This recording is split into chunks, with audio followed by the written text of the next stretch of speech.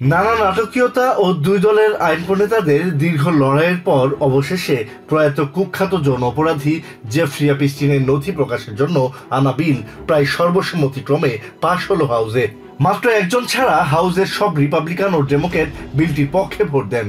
বিপক্ষে ভোট দেন রিপাবলিকান কংগ্রেসম্যান ক্লে হিগিন্স।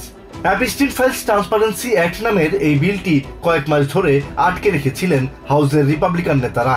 রিপাবলিকানদের মধ্যে এ নিয়ে দীর্ঘদিনের অভ্যন্তরীণ দ্বন্দ্ব চলছিল, যা ট্রাম্প এবং তার কিছু ঘনিষ্ঠ সমর্থকের মধ্যে সম্পর্কে ভাঙনও সৃষ্টি করে।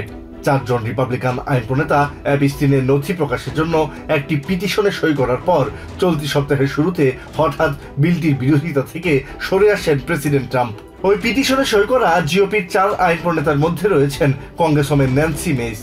বিলের চূড়ান্ত সমর্থন থাকা সত্ত্বেও জিওপির অনেক আইন প্রণেতা এই ভোটকে ডেমোক্রেটদের একটি রাজনৈতিক চাল বলে আখ্যায়িত করেন। ডেমোক্রেটরা নিজেদের ব্যর্থতা ঢাকতেই প্রেসিডেন্ট ট্রাম্পকে কলঙ্কিত করতে চাচ্ছেন বলে অভিযোগ করেন speaker Johnson.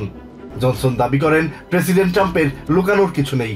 Democratic congressman Robert Garcia প্রশ্ন তোলেন, তাহলে কেন নথিগুলো প্রকাশ করছেন না তারা? ডেমোক্রেটিক কংগ্রেসম্যান রাশিদা আলী বলেন, শিশুদের ওপর নির্যাতনকারীরা কোনোভাবেই রেহাই পেতে পারে না।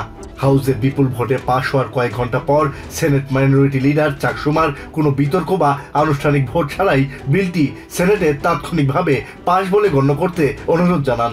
শুমার বলেন, এটি রিপাবলিকান বনাম ডেমোক্রেট কিংবা কংগ্রেস বনাম প্রেসিডেন্টের লড়াই নয়, দেশের মানুষের কাছে সত্য উন্মোচনে তাই রিপাবলিকান সহকর্মীদের প্রতি আহ্বান জানান তিনি।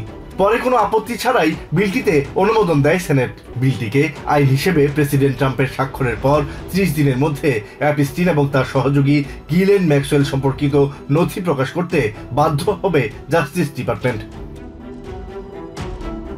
Asad real, TVN 24 news desk. New York থেকে সম্প্রচারিত TVN 24 টেলিভিশন বিশ্বজুড়ে বাঙালির কণ্ঠস্বর।